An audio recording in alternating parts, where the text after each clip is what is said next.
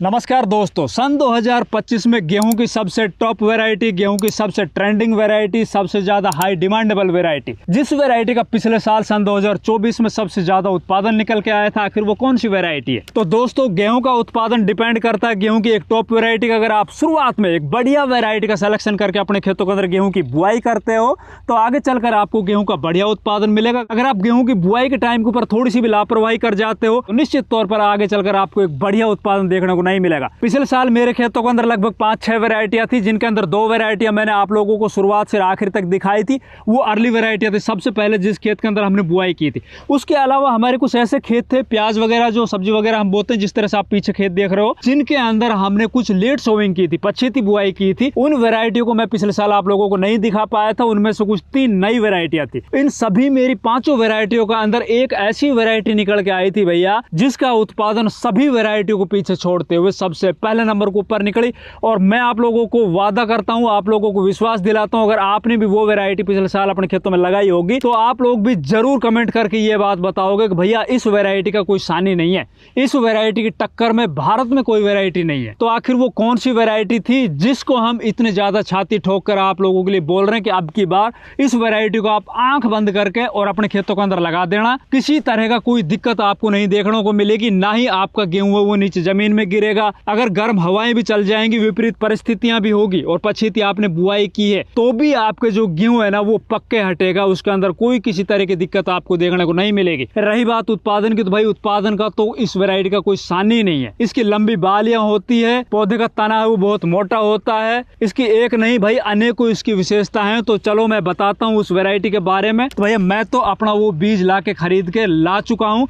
आप भी बगैर कोई देरी किए जितना जल्दी हो सके ना इस बीज की खरीदी कर लेना, वरना आपको ये बीज हो सकता है आगे चलकर मिले ना ये आउट ऑफ स्टॉक ही हो जाए। तो नमस्कार, मैं इंद्रपाल यादव, आप देख रहे हैं देश का सबसे विश्वसनीय फार्मिंग यूट्यूब चैनल देश की जान हमारे किसान।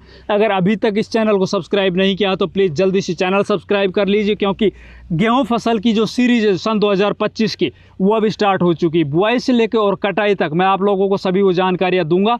आज इस वीडियो के अंदर बताऊंगा मैं एक वैरायटी के बारे में, अगले वीडियो के अंदर मैं आपको और 1-2 वैरायटी बताऊंगा। टोटल मैं 5 टॉप ट्रेंडिंग वैरायटियां बताऊंगा। लेकिन सबसे ट्रेंडिंग के अंदर जो वैरायटी है, जो सबसे ज्यादा हाई डिमांडेबल वैरायटी है ना, वो इस वीडियो के अंदर मैं आप लोगों को बताने जा रहा हूं। तो वीडियो पूरा देखिएगा, बिल्कुल भी स्किप मत कीजिए। इस वीडियो के अंदर दी गई जानकारी आपके गेहूं फसल के उत्पादन को जरूर बढ़ाएगी ही बढ़ाएगी। तो सबसे पहले तो अपन बात कर रहे हैं भैया गेहूं की वो टॉप वैरायटी जिसका उत्पादन पिछले साल सबसे ज्यादा निकला था। उससे पहले आप लोगों को एक चीज नोट कर लेनी है भैया, गेहूं का ज्यादा उत्पादन या गेहूं का सबसे ज्यादा उत्पादन उन्हीं खेतों के अंदर निकलता है जिन खेतों के अंदर गेहूं की बुआई टाइम के ऊपर होती है। अगर आप अर्ली सोविंग कर रहे हो और आप उत्तर भारत में रहते हो, जैसे कि पंजाब, हरियाणा, उत्तर प्रदेश, राजस्थान, ऐसे एरिया के अंदर रहते हो, तो आपको 1 नवंबर से लेकर और 10 नवंबर के बीच में जो भी मैं वैरायटी अभी आप लोगों को बताने जा रहा हूं भैया, उनकी बुआई जरूर कर देनी। अगर आप मध्य भारत में रहते हो, जैसे कि मध्य प्रदेश है, छत्तीसगढ़ है, या फिर और मध्य भारत के कोई स्टेट है, या फिर महाराष्ट्र है, इस तरह के अगर आप राज्यों के अंदर रहते हो, तो आपको वहां पर जो गेहूं की अर्ली सोविंग है ना, अगेती बुआई है, वो आप 20 अक्टूबर से स्टार्ट कर सकते हो। वहां पे आपको बढ़िया उत्पादन देखने को मिलेगा। दूसरी बात, गेहूं का बढ़िया उत्पादन लेने के लिए आपको खेत की अच्छी तैयारी भी करनी होगी। खेत की अच्छी तैयारी के अंदर खेत की अच्छी जुताई करनी होगी। पहले से बचे हुए जो पुरानी फसलों के अवशेष हैं उनको मिट्टी के अंदर अच्छे से आपको रोटावेट या मिलाना होगा। दूसरा, जिस खेत के अंदर आप गेहूं की बुआई कर रहे हो भैया, उसके अंदर क्रॉप रोटेशन भी आपको अपनाना होगा। ऐसा नहीं, बहुत से किसान क्या करते हैं कि एक ही खेत के अंदर लगातार गेहूं पे गेहूं, गेहूं पे गेहूं वो बोते चले जाते हैं और फिर वो चाहते हैं कि इसके अंदर गेहूं का तगड़ा उत्पादन निकले। तो भैया ऐसा कुछ नहीं, आपको क्रॉप रोटेशन जरूर अपनाना है। ज्यादा से ज्यादा आप एक खेत के अंदर 2 साल गेहूं की बुआई कीजिए। आपकी दोमट मिट्टी है, रेतीली मिट्टी, इस टाइप की मिट्टी है, तो उसके अंदर आपको एक ही साल गेहूं की बुआई करनी है। दूसरे साल आपको क्रॉप रोटेशन जरूर अपनाना होगा, तब जाके आपको बढ़िया उत्पादन देखने को मिलेगा। इसके अलावा गेहूं की बुआई करने से पहले बेसल डोज भी बहुत बड़ी अहम भूमिका अदा करता है भैया एक बढ़िया उत्पादन के लिए। उसके अंदर आपको क्या करना है, बेसल डोज में आपको फास्फोरस पूर्ति के लिए डीएपी खाद लेना है। डीएपी आपको नहीं मिल रहा है तो आप टीएसपी के ऊपर जा सकते हो, ट्रिपल सुपर फास्फेट, जो मैं बार बार आप लोगों से बता रहा हूँ। इसके भी दी बेस्ट रिजल्ट देखने को मिल रहे हैं, क्योंकि भैया 46% डीएपी के अंदर फास्फोरस होता है, वही 46% फास्फोरस है वो टीएसपी के अंदर होता है। अगर डीएपी मिल रहा है है तो डीएपी को फर्स्ट प्रायोरिटी के ऊपर रखिए, क्योंकि इसके अंदर नाइट्रोजन भी होता है। अगर डीएपी आपको नहीं मिल रहा है या फिर ऐसा लग रहा है कि यार हो सकता है डीएपी की ज्यादा रेट है या फिर हो सकता है यार कोई नकली वकली ना मिल जाए, तो आप टीएसपी के ऊपर जा सकते हो। एक बैग पूरा 1 एकड़ जमीन के अंदर बुआई से पहले आपको बेसल डोज में डालना है। इसी में आपको भाई थोड़ा पोटास लगभग 20 से 30 किलो पर एकड़ के हिसाब से आपको पोटास भी ले लेना है। साथ ही इसके अंदर आप 20 किलो यूरिया भी दे दीजिए शुरुआती चरण में। अगर आप बेसल डोज में यूरिया भी दे दोगे तो हमारा पौधा है ना वो तीनों चीजों को लेके, फॉस्फोरस, नाइट्रोजन और पोटास, इन तीनों चीजों को लेके एकदम हेल्दी और बहुत तंदुरुस्त शुरुआत से वो जन्म लेगा और आगे चलकर उसके अंदर ज्यादा कल्ले निकलेंगे। तो इस तरह से आपको खेत की तैयारी करनी है, बेसल डोज वगैरह डाल के अपना खेत के अच्छे से जुताई वुताई करके उसको रोटावेटर लगा के या फिर उसके अंदर कल्टीवेटर निकाल के और पोटा निकाल के एकदम खेत आपका रेडी हो चुका है। फिर बात आएगी आपकी बेस्ट वैरायटी। अब बेस्ट वैरायटी के अंदर मैं आप लोगों को एक एक वीडियो के अंदर एक एक या दो वैरायटी बताऊंगा। आज की वीडियो के अंदर मैं आपको उस वैरायटी को बताऊंगा जिस वैरायटी का उत्पादन पिछले साल 2024 में सबसे ज्यादा निकला था, वो एक रिसर्च वैरायटी है। इसके बाद में अगली वीडियो के अंदर आप लोगों को और 2-3-4 वैरायटियां बताऊंगा जिनका आप सिलेक्शन कर सकते हो। लेकिन आज इस वीडियो के अंदर मैं जिस वैरायटी को बताने जा रहा हूं, इस वैरायटी को आप आंख मीच के अब की बार किसी भी खेत के अंदर लगा लेना भैया।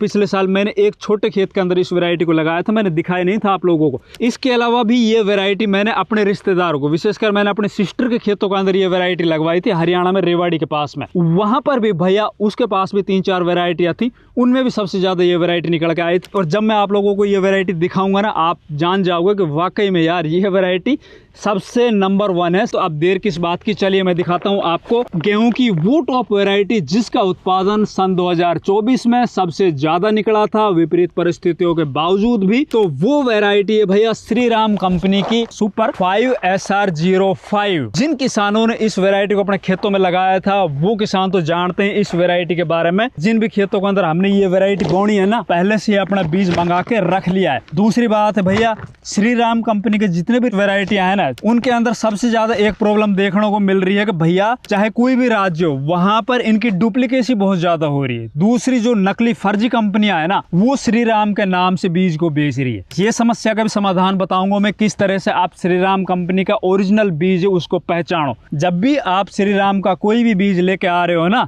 दुकान से, तो मैं आपको 2 तरीके बताऊंगा। उन दोनों तरीकों से आप पहचान सकते हो कि ये जो बीज है ना ये ओरिजिनल है और ये बीज है वो नकली बीज है। सबसे पहले तो इस वैरायटी की मैं कुछ खूबी बताता हूँ भैया, आखिर ये वैरायटी मेरे नजर में पहले नंबर के ऊपर क्यों है। तो देखो भैया, सबसे बड़ी खूबी तो मेरे को ये लगी कि इसका पौधा है ना वो ज्यादा हाइट नहीं लेता है। इस वैरायटी के पौधे की जो औसत ऊंचाई है ना वो 85 से लेकर 95 सेंटीमीटर तक होती है। अब सामान्य हाइट होने के कारण ये वैरायटी का पौधा है वो नीचे नहीं गिरता है। दूसरा, इस वैरायटी का जो तना है ना भैया, वो दूसरी वैरायटी को तुलना में इस वैरायटी के पौधे का तना बहुत मोटा होता है। तीसरा, इस वैरायटी के अंदर फुटान जो इसके कल्ले निकलते हैं ना, वो दूसरी वैरायटी की तुलना में कहीं ज्यादा होता है।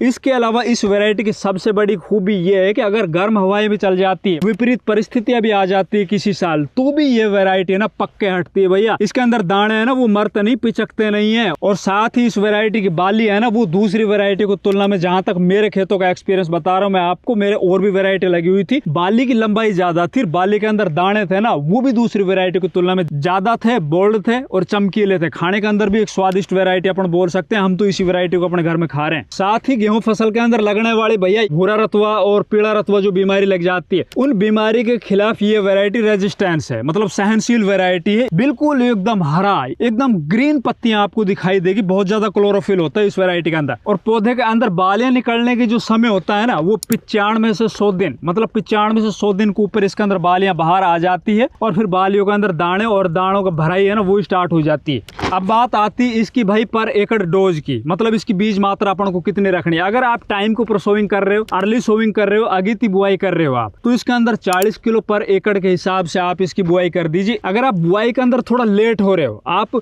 लेट बिजाई कर रहे हो, आपके खेत टाइम के ऊपर खाली नहीं हुए, जैसे कि हमारे प्याज के खेत है, बहुत से किसानों के कपास के खेत होंगे, बहुत से किसानों के खेत के अंदर अभी धान खड़ी है, वो बाद में जो है ना धान की कटाई हो गई, आप थोड़ा लेट हो जाते हो, तो इसकी जो बुआई करो आप उस टाइम के ऊपर इसकी बीज मात्रा आपको 20% बढ़ा लेनी है। सभी किसानों को पता श्रीराम सुपर के जो रिसर्च बीज है ना वो उत्पादन के मामले में तो भाई अग्रणी है। तो जो बीज अग्रणी होता है, जो बीज सबसे ज्यादा बिकता है, उसके अंदर डुप्लीकेसी भी बहुत ज्यादा होती है। दूसरी कंपनियां, फर्जी कंपनियां, वो इसी तरह के कट्टे छाप के और बीज की सप्लाई बाजार के अंदर कर देते हैं, किसानों को दे देते हैं। तो भैया आपको बीज को असली और नकली पहचानने का तरीका पता होना चाहिए। तो उसके लिए आपको क्या क्या करना है, देखो ध्यान दीजिए। एक तो भैया सबसे बढ़िया तरीका असली और नकली बीज पहचानने का ये है कि आप जो भी श्री राम कंपनी का बीज लेके आ रहे हो, आप तो जो आप बैग लेके आ रहे हो ना, उसके ऊपर इस तरह का होलोग्राम लगा होता है। ये देखिए, ये चमकीला होलोग्राम लगा हुआ होता है।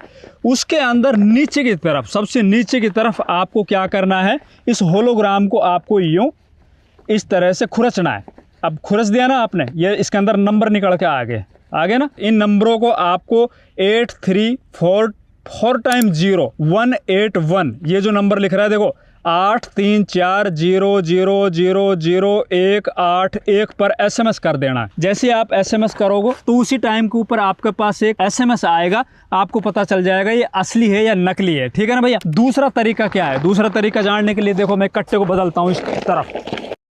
इसकी जो सिलाई के साथ ही चमकीली जो पट्टी लगी हुई है ना, ये दिखाई दे रहे ना आपको, इसके ऊपर आपको श्री राम की 2 बालियां दिखाई देंगी। वर्ष 2025 है, वो भी इसके ऊपर अंकित है अगर आप थोड़ा सा नजदीक से देखोगे। और साथ ही गेहूं के दाने का चिन्ह भी इसके अंदर आपको दिखाई देगा। इस तरह से आप असली और नकली बीज का पता कर सकते हो। बाजार के अंदर बहुत नकली बीज बिक रहे हैं भैया, ये सावधानी आपको जरूर रखनी है, वरना आप नुकसान में जाओगे। बता रहा हूँ, फिर आप बोलोगे यार हमारे तो उत्पादन निकला ही नहीं। और उत्पादन कहाँ से निकलेगा जब आप असली बीज लगाओगे नहीं अपने खेतों के अंदर भैया। इसलिए आपको बीज खरीदते वक्त आपको ये चीज जरूर नोट कर लेनी है, ये ध्यान देना है। चाहे जिस भी दुकान से आप ले रहे हो, ये सुनिश्चित कर लेना आप एक असली श्री राम कंपनी का सुपर 5SR05 बीज ही अपने खेत के अंदर बो रहे हो। तो भाइयों, ये है अब की बार के सन 2025 की सबसे टॉप ट्रेंडिंग वैरायटी। पहले नंबर के ऊपर मेरी नजर में ये वैरायटी है।